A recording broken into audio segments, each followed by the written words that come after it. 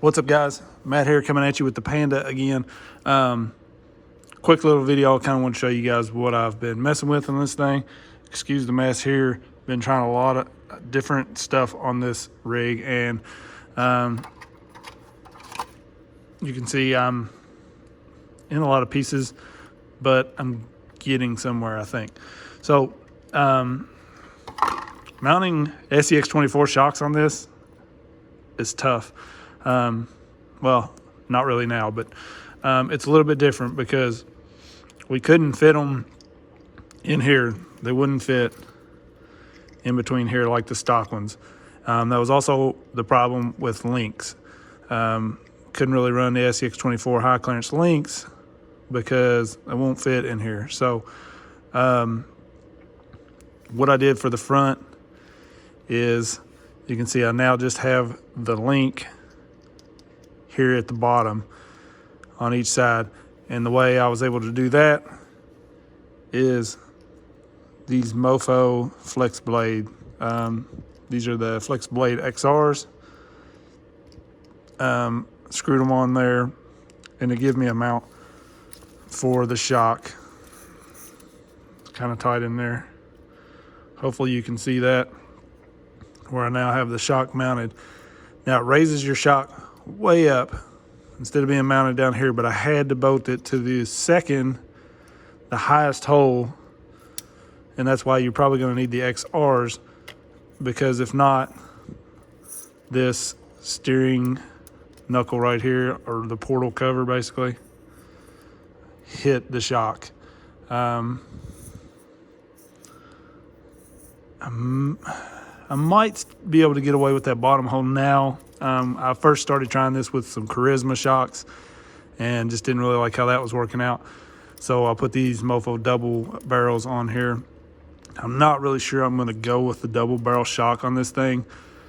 I'm not a huge fan of all that flex, but we'll see. So I think you can pretty much tell that's a lot more flex than it had. So if you guys are wanting flex with this thing, this works. A couple other things I did. I cut the corner off of the servo and the mount right here. I just took some cutters, stuck them in there, and cut it off, these little things.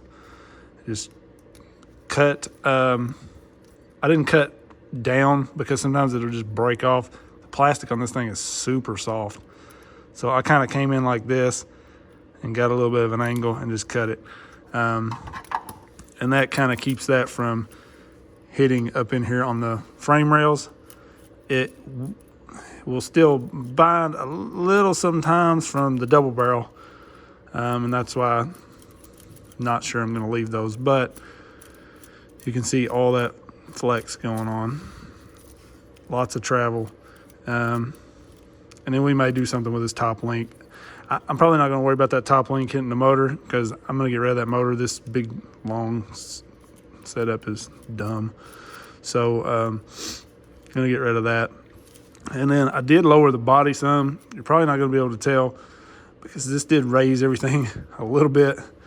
And that's why I'll probably go with a shorter shock, because I really want this thing to set like that. Maybe I could put like some VLP springs on here or something. I don't know what the equivalent, if these black ones are the same or what. But anyways, it lets you mount the SCX24 shock on there. I'm going to show you exactly how, because one of the problems is the screws. I don't have one out yet, so we're going to do the rear here.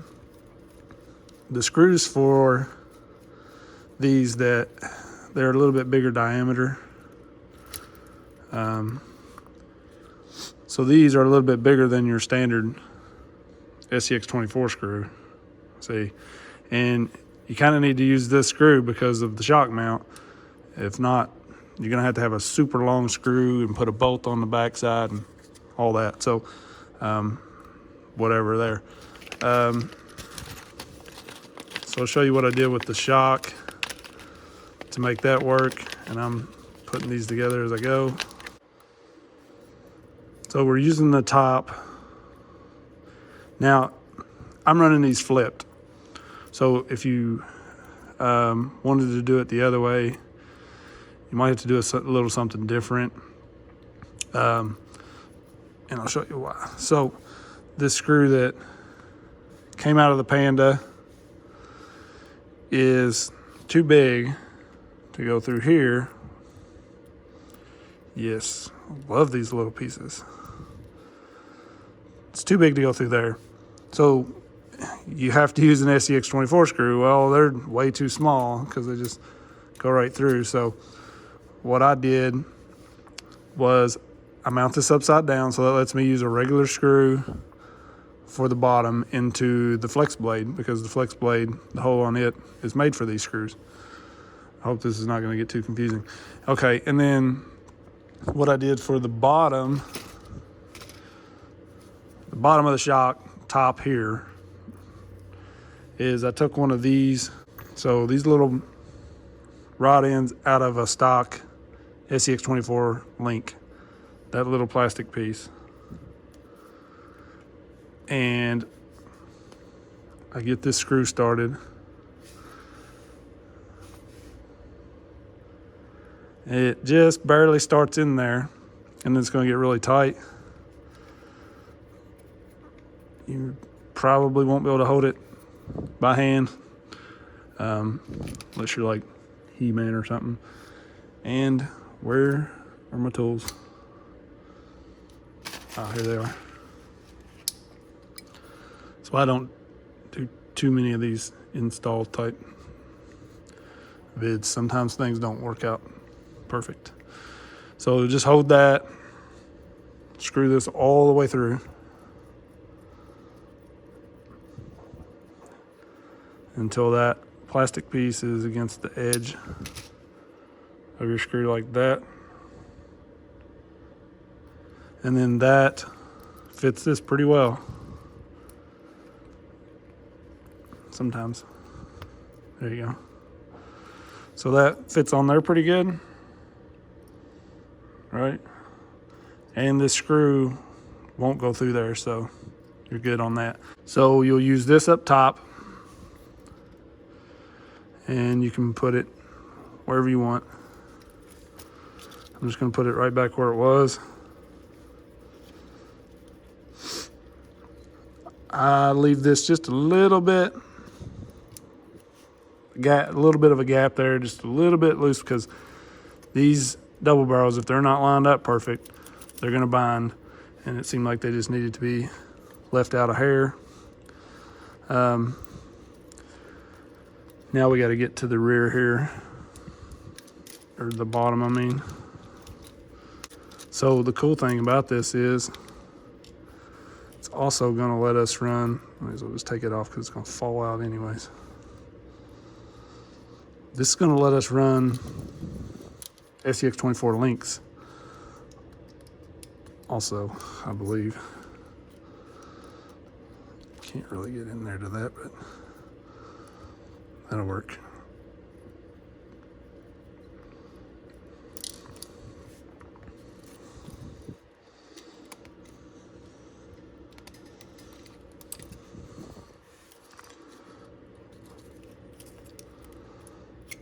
I'll lose that. Get that screw out. So we're going to take your shock out of there. The reason I'm really replacing these shocks is they're not real smooth for oil field. And let me just show you. You see me pull that off, and I guarantee you there's like the tiniest little dab of oil in here. At least the other one there was. So look, there is oil in there. I guess that makes it somewhat smoother, but there's not oil in there. Like one drop. That's it. So they're not really doing me all that. I mean, I guess the oil's there to kind of keep it smooth, but they're not even all that smooth. That one's not bad. One of these is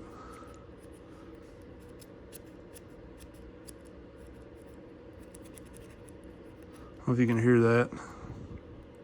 Look, this one's really bad. I wish you could feel that. There's like a grinding on the inside, so I don't know. Had high hopes for the oil-filled shocks, but so I took the Flex Blade XR, and where'd my screw go? You need to go through this one screw or one hole right here. These front two, the hole wasn't quite big enough. I had to drill it out just a tiny bit. But as long as it can go through that hole that's by itself, should be good. Because I didn't really want these to work like flex blades. That's why I had them, I wasn't using them. So you're gonna set it, it's hard to show. Your single screw hole at the bottom, then this screw is going to go into it.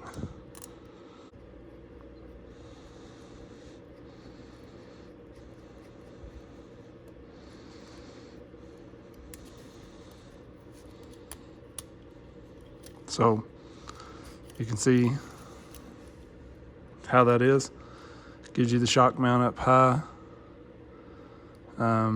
It will kind of do a little bit of something, I guess. But that gives you room to fit this link in there. The thing I don't know for sure is if this link for the SCX24 will fit in here. I'm not real big on this color for this truck. It's the only one I have that's the length I need for this truck right now.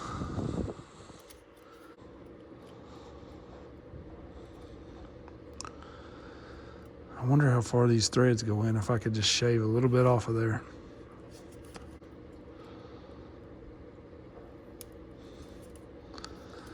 We're gonna find out. So what I do, just cut stuff with a single blade. Just got a death wish.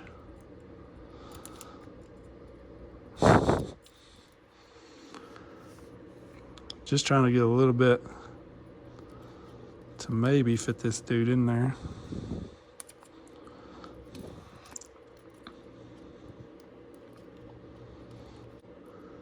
That's why y'all let me test this stuff. I'll run my truck.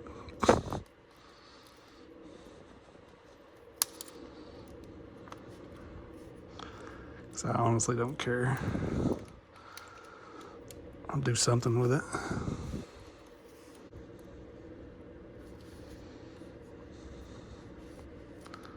All right, so again, we're gonna have to use the SCX24 end on here because this screw is too big to go through these ends. See if we can make something work. So you may not have had to really trim that much to run this SCX24 stock end here. Hey, look at that. One thing I kind of noticed up here when I moved the shock out of there, that does have a little gap there you can see, but it freed this front end up a lot. We're gonna need this.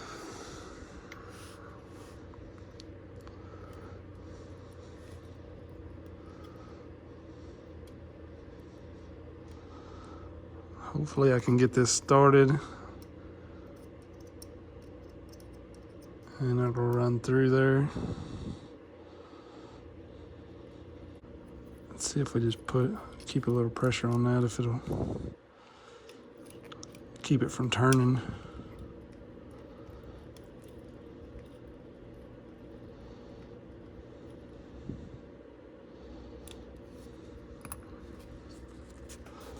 There we go. So we got that through.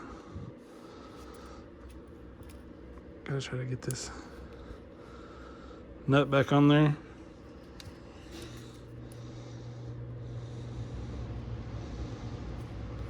I'm gonna have to ignore the heater. My furnace in the garage. It's a little loud, but it's cool out. So you gotta have it. Don't like using those needle nose, but I don't really want to take the other wheel off just yet. I want to get this together and show you guys. All right, that's on there good enough.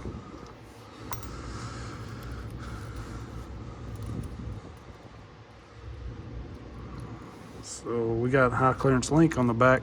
It is hitting the frame a little, but I mean, you're gonna bottom out on your travel on your shocks. That's got some clearance there. So let's get this shock together.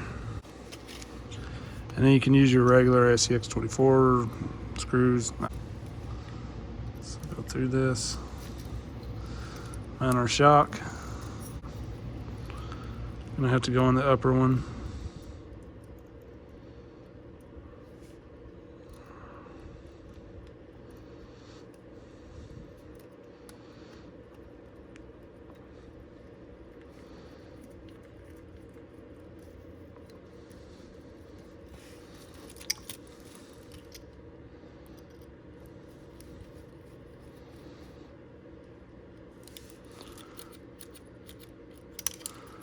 There we go.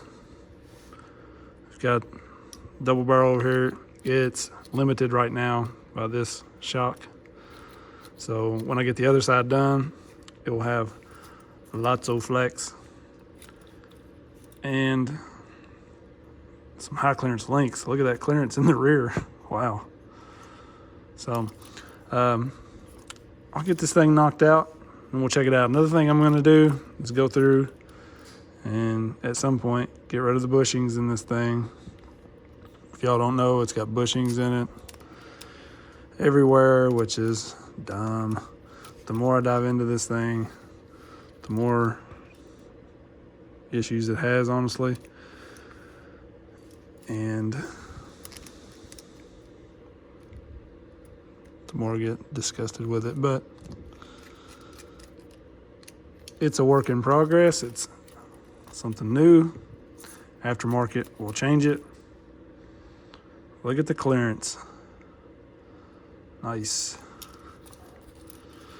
It's one thing this does pretty well. You can see that rear link comes way up almost to the frame there anyway. So when you put a high clearance link on, you're up in the frame rails. So that travel in the front, I'm not sure I want that much, but we're just playing around right now. Now that I know I can mount these shocks, I may just put like a stock length set on there and go that route. But another couple things I did, I'm gonna get rid of this tray. I got all the screws out. So I thought that was attached. There we go. Oh, look at that, freed up. Man, look at all that clearance back there now. Super easy to get to the transmission and everything. Nice. So we're gonna pull that motor, but back here to lower the body, this mount for the rear, it had these things, like pieces just coming up like that. That's not the one that, whatever. It's not the one that really goes there, but it was like that. Then it had these screws down through it, and the screw didn't even screw into this part. It screwed into the bottom right here. So I just cut those off. That dropped it, you know, let's drop that body that much at least. So that rear, it's gonna be down there, and it doesn't look any lower now because I'm got all this flex that's way too much. But if I hold it down, there we go, it went down on there. if I hold it down where some shorter shocks are going to set it, it's a little better. So probably going to cut these fenders or just do a different body. I don't know that I'm going to keep this body. We'll see. But we're getting there a little bit at a time. Since I cut those off, I keep getting off track. Since I cut those off, I loosened this screw, dropped this all the way down. And then this had some tabs on the bottom of it. Here, that stuck down to like here and it hit the servo. So I cut those off. You can see here in the picture I took what it looked like before and where I cut it off. And that's it for now. We'll do some more later. Still gotta deal with the steering and stuff, but just trying to figure out ways to change things up for you guys. So if you have any questions, let me know. More to come on this thing. I appreciate everybody. Peace.